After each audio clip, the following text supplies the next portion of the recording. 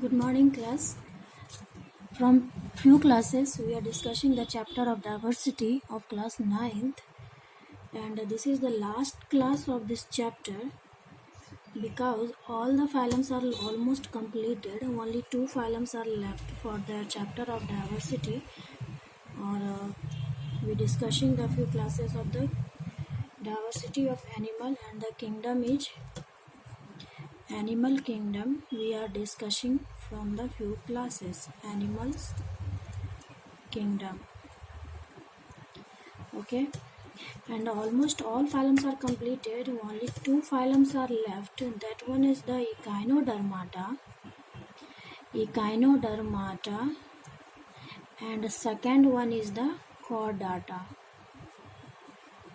Okay, all phylums I had completed, and you must go through their all phylums and revise time to time, because this is the very tough topic to remember all the categories and characteristics at that one time. So go through and revision time to time. Come to the next phylum, and this one is the 8th phylum of animal kingdom called the echinodermata. Echinodermata. From its name, it is clear that echino means spines are present all over the body. Spines are present all over the body. Okay, then its example is the starfish, and starfish is the disc-like structure, and its all body is covered with the spine-like structure. All body is covered with the spine-like structure, and the hard skeleton is present just beneath the outer skin. So it has two types of skeleton. We know that the exoskeleton or endoskeleton. And endoskeleton is present inner part of the body, but exoskeleton is present in two forms. One is the outside of the body, and second one is the just live inside the skin of the body. And in starfish, skeleton is present just beneath the skin,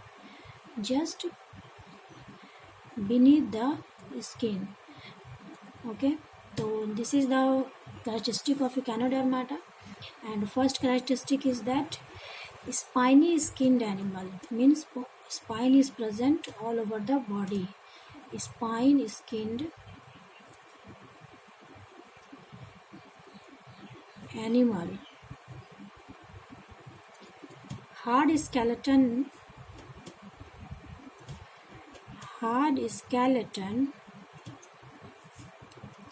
made of calcium carbonate,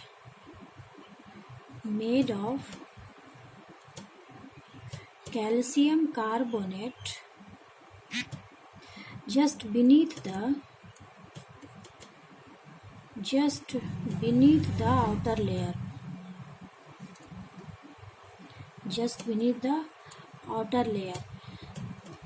Next is, from its structure, it is clear that it is not a bilateral symmetry. It is possible is the radial symmetry, and in this structure, radial symmetry is possible. And almost last phylum development is completed, so it is also a coelomate, because coelomate development starts from the previous phylums. And it is a triploblastic, and you go through the previous classes and revise the topic of the all body parts, and what is the coelomate, what is triploblastic, what is bilateral symmetry, radial symmetry. Last class I already completed these topics, and those are the most important topics of this animal kingdom, because that is the basic to read of the all divisions or characteristic of the phylum. And this is the echinodermata, 8th phylum. Spine-like bodies, heart covered, made of calcium carbonate just beneath the skin, radial symmetry, coelomate and triploblastic. And the last phylum of this kingdom is the chordata. Last phylum of the is the Chordata. Ninth phylum, Chordata. Chordata, Chordata means notochord. Chord means backbone like structure, backbone present. So have notochord. Have notochord.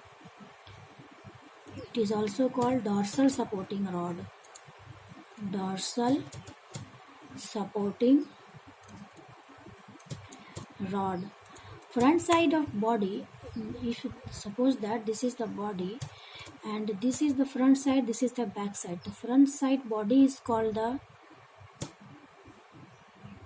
ventral and the back side is the dorsal.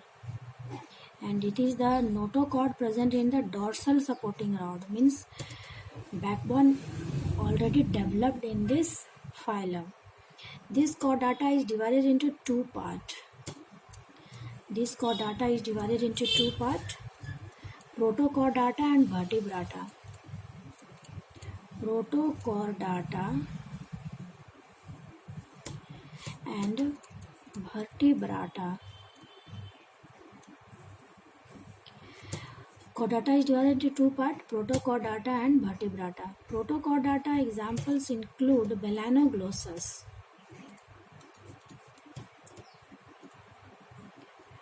Melanoglossus. Its structure is like that.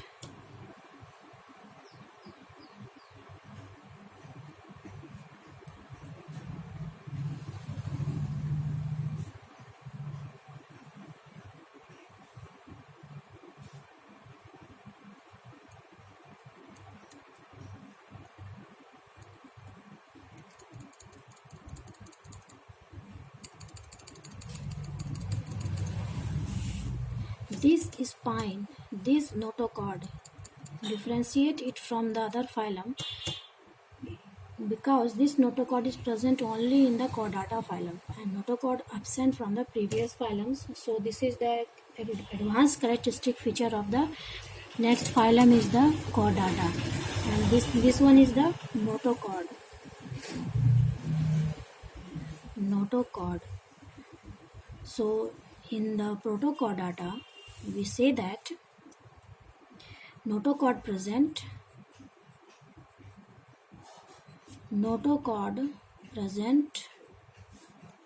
at least at some stage of their life, at least at some stage of their life. Here is the at least some stage, means after the maturation this notochord is replaced by their gills, lungs, other parts which are used for their survival purpose according to their environment.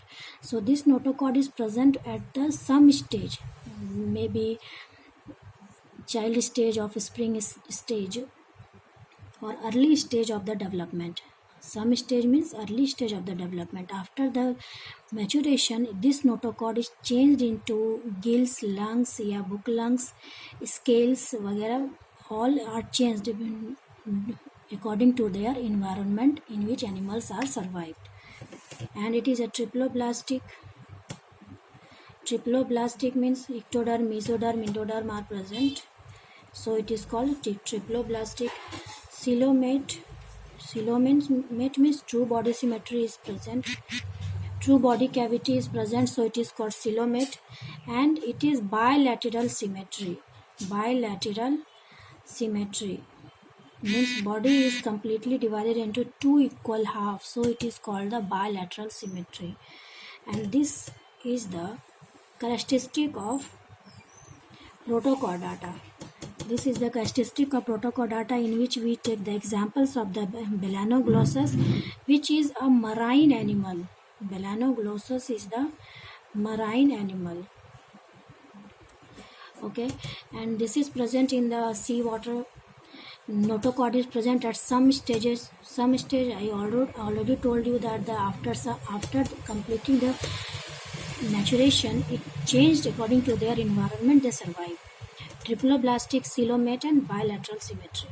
And come to the next type of chordata is the vertebrata.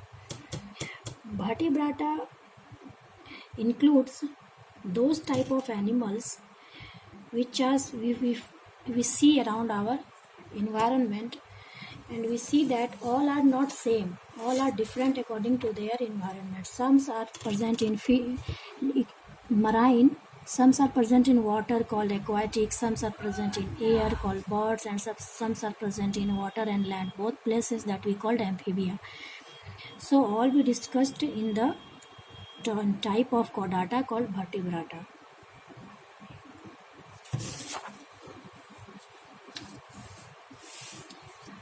So come to the characteristic of examples of vertebrata. We take that pieces,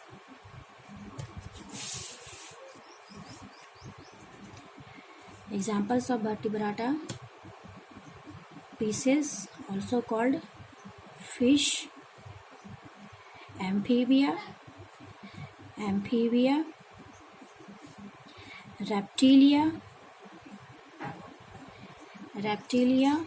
apes means bird, apes includes birds, and last one is the mammalia.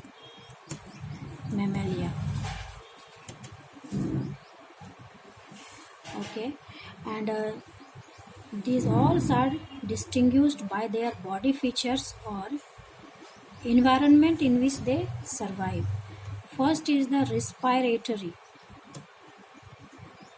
respiratory organs.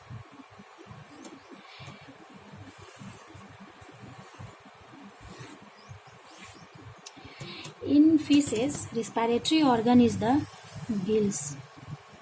Fish is the aquatic animals, and for their respiration it requires the presence of the gills for their to take oxygen from the water and replace CO2 to the water. And amphibia from its name we know that it is present both in land as well as water. When it present in water, it use the gills, and when it present in land, it use their lungs. So it includes both part. Reptilia is, we know that it is land animal, so it use lungs.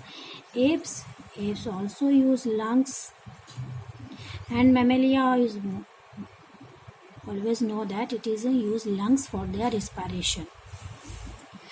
And second is the presence of number of heart chamber.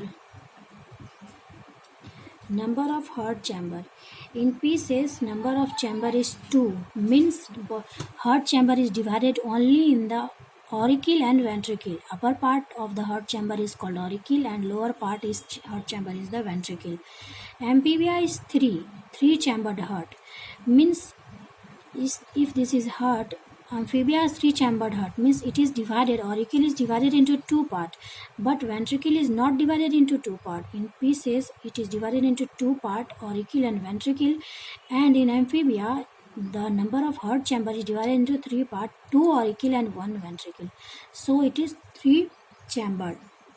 Reptilia also includes 3 chambered heart, means mostly are 3 chambered heart, but exception is the crocodile,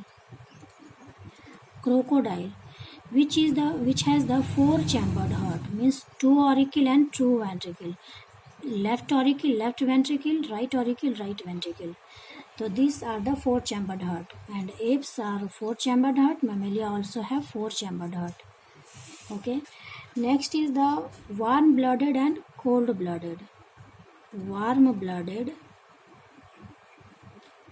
or cold-blooded means presence of blood is the warm-blooded or cold-blooded.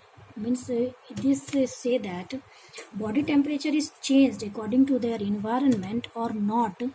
This decide the animals is survive in all weather or not.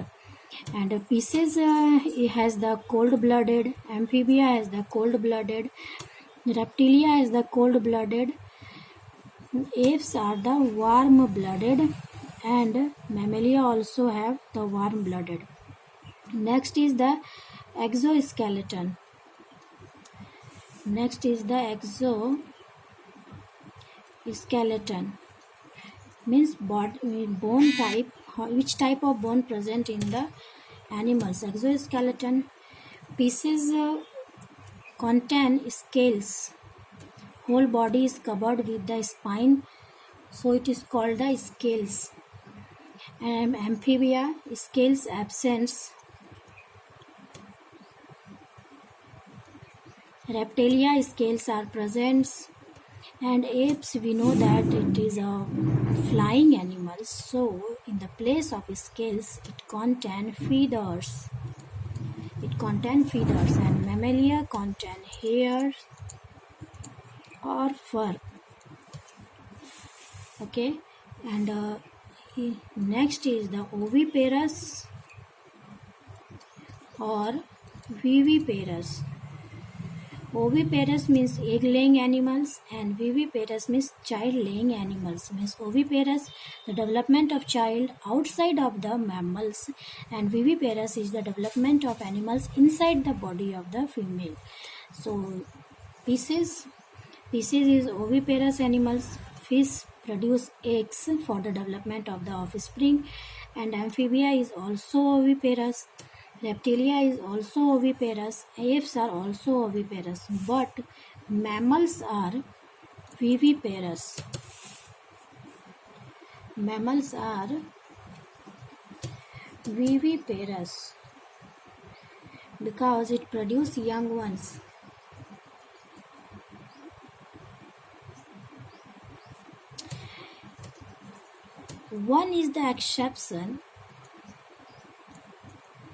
One exception of the mammalia is Platypus echidna.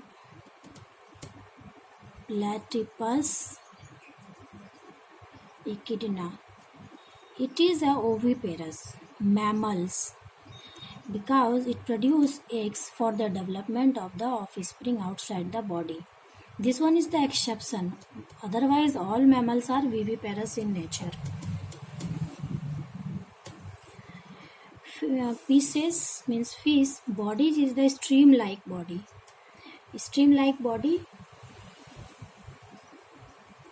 Streamline body, and fins are present for the movement in forward or backward direction of the fishes.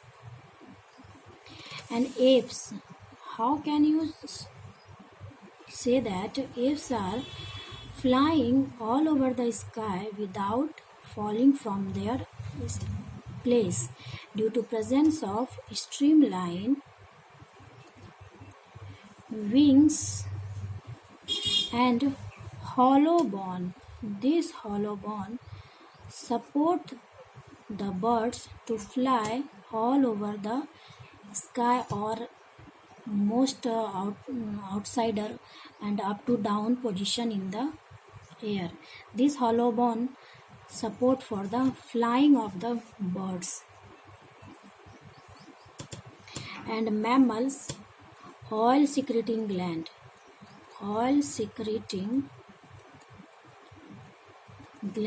Mammals oil secreting gland present that we called sweat gland.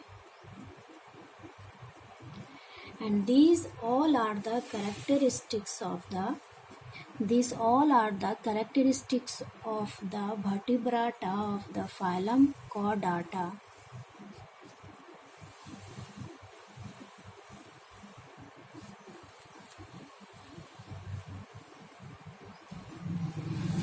So your chapter of the diversity of animals is completed. Next class we discuss the next chapter of the bio of class 9th. Thank you.